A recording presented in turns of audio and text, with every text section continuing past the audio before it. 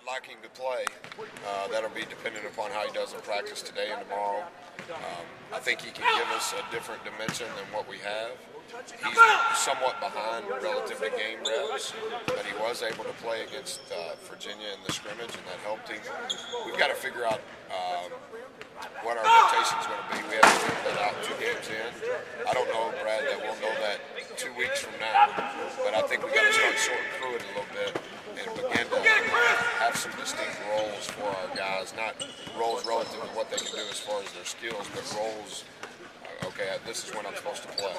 And I think that we learned some things in the second game, but we need to learn some games in the third game too. And I hope that, you know, he's new to the mix, so he's 2 games behind, but we got to figure out how he can help us. Two guys seem to found the role with the point guard position. Is it not defining him who's the starter? It's kind of, this is a combination of these are better guys we can both throw out there. Well, both of those guys are somewhat connected to who's going to play the 2 for us, which relates to who's going to play the 3. But I think specific to the point guard, I think both of those guys have been absolutely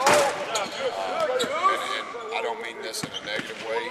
They do what we ask them to do, and I think they're gaining confidence from executing only what we ask them to do, not from straying away from that. And I think that's bred some success, bred some confidence because of the success, and hopefully that'll continue.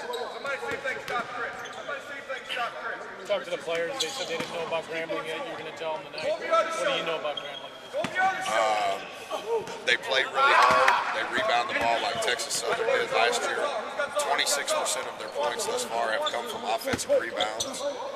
That scares me completely. When we played Texas Southern last year, they absolutely whipped us on the glass. And we have some guys that hadn't been whipped like that yet. They're really good with the ball.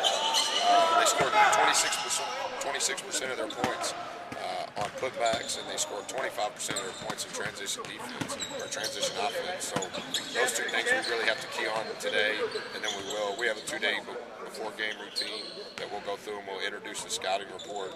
And tonight we watch flow, so we watch 4-minute segments of games that they've played. Obviously they haven't played a lot, so we'll watch 3 4-minute segments tonight of game action against Grambling, and then tomorrow we have a 1-day before game routine, and so they kind of know what the gist is.